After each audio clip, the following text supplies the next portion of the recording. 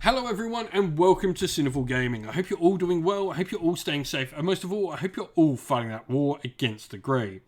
Today's video we're going to start collecting Warhammer Age of Sigmar, and today we're going to take a look at the FleshEater Courts and how we can build an army of them using the Regiments of Renown box set of Armour Shamblers, which is available for all death factions outside of Soulblight Gravelords in part of the army. Now we're going to take a look at Armour Shamblers, the box set, the models it contains, and indeed the special rules that the particular Regiment of Renown will give us before looking at some FleshEater Courts units and box sets we can use to build with it. Now we'll then finish off the video with a little sample 1000 point army list for you to use, hopefully as some inspiration for getting this cool box set and some FleshEater Courts together on the table. Now to start with, first of all, we have a Corpse Cart with Balefire Brazier, and this is going to be very more to him itself. Now he's going to gain the Hero keyword, which is cool, but the abilities of the Balefire Brazier is you subtract 1 from casting rolls for enemy wizards within 18 inch of any friendly models with the ability, and you also subtract 1 from wound rolls for any enemy units within 9 inch as well, so a nice debuff wagon is really cool. Now, you've got some cool rules in the battalion for repurposed wards, where the Deadwalker zombies will have a 6+ ward while they're within 12 inch of the Corpse Cart, and the Corpse Cart will have a 5+ while it's within 12 inch of the Deadwalker zombies.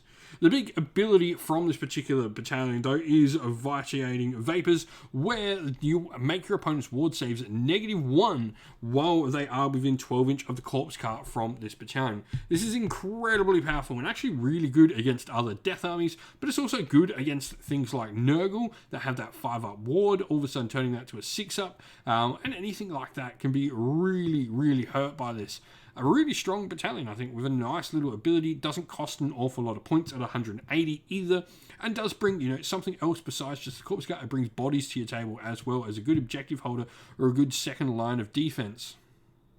And so here we have the FleshEater Courts Start Collecting box. I think this is a great addition and a great place to start with any FleshEater Court army. You get a Terrorgeist kit, which can also be built as a zombie dragon. It has the options for that Ghoul King mounted atop or as another separate character model next to it. For me, I really do like the Terrorgeist with the Ghoul King on top. First of all, this opens artifacts, it opens magic for the Terrorgeist to be able to use on itself, and be able to buff itself. These are your major hammers within a FleshEater Courts force. It's got the ability to heal, it's got the ability to do a decent amount of mortal wounds, and even help itself getting mortal wounds with particular mount traits in the faction. And you've also got the ability to summon Royal Guards for a command point. You can summon a unit of your Crypt Knights, which can be either the Crypt Horrors or Crypt Flayers, which are the larger models pictured here.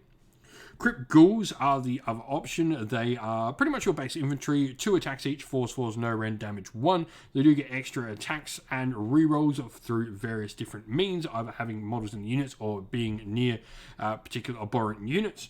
And then you're also going to have the Crypt Horrors and Crypt Flayers box set. Now, this is really interesting because the Crypt Horrors and Crypt Flayers are dual kit. Now, you can also build all the Courtier models out of said box sets, that being the Ghoul Courtier, or the Crypt Horror Courtier, or the Crypt Infernal Courtier as well.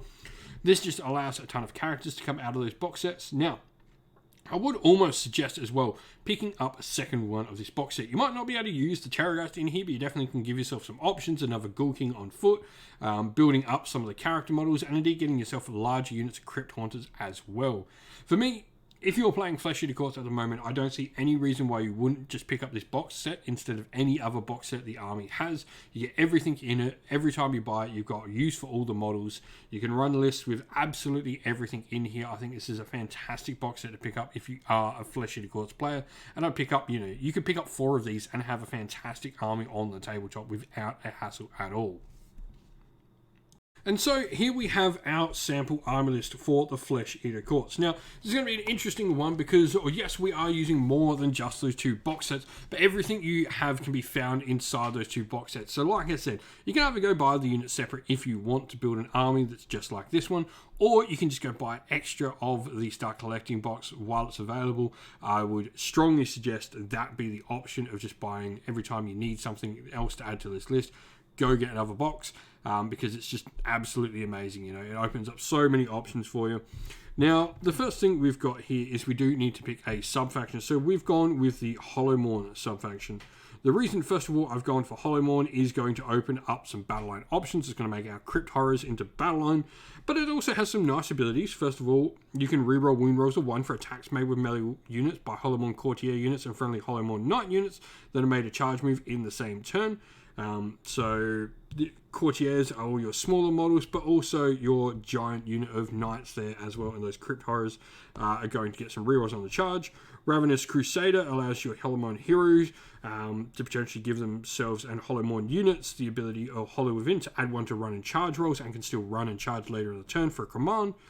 You've also got a artifact and a command trait that you must pick for this. So we've put both of those on the leader of our force, which will be our general, the Abhorrent Ghoul King, on Royal Terrorgeist.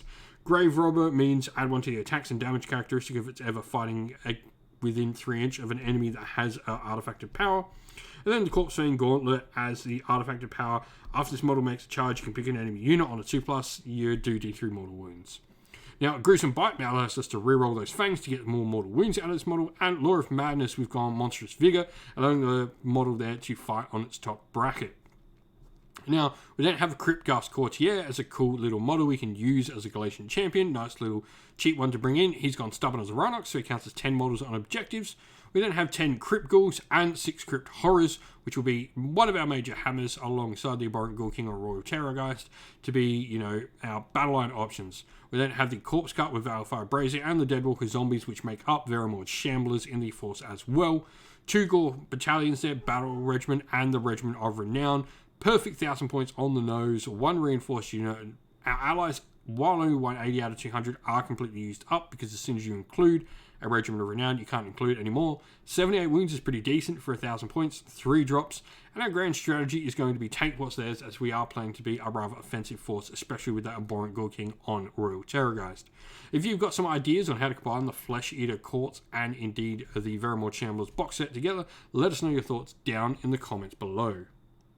And so that's the end of the video. We hope you all enjoyed it. If you did, please don't forget to leave a like and subscribe to the channel if you haven't already. If you'd like to come chat more with me and other members of our fantastic little community here, we have a Discord server which is linked down in the video's description. Also linked down in the video's description are the best ways to help support the channel. If you would like to, you can do so either by YouTube members or Patreon, or by grabbing yourself some merch at Teespring or at our Ko-fi store. All of them are linked down in the video's description. As a special thank you to our Patreons and YouTube members, we'd like to give you all a shout out. So thank you to our Patreons, Christian Weir, Soren, Kenny Lowe, Outer Shot First, Andrew Bowen, The Rising Ape, Q Dynamic, JJ Austrian, Average Wargamer, Domir, Mark Harvey, James Cater, Benjamin Swallers, Redman, Iron Grinch, Nicholas Colomos, Colorblind Magic, Grimscold, and Andy C. And to our YouTube members, Greenrich Gaming, Ronya, Lock Lorick, The Johnny84, David Ellsworth, Wolfric Nick, Broken Chef, Ariana Edwards, Revenar, Pink Nico Fire, Robin Mankiller, Monty's Tabletop Terrain, John Castle, Davis Weird, James Tillman, Gargamel196, and Disco. Lastly, a special thanks, first of all, to Lady Witchfox Art, who does all the amazing art with the channel, everyone who helps come and provide the games for everyone to watch on the channel as well, and indeed all our fantastic mods and members of the community who keep our Discord and comment section a fantastic place for all to be. Thank you all once again, everyone. Stay safe, stay well, and most of all, keep fighting that war against the grey. Ciao for now.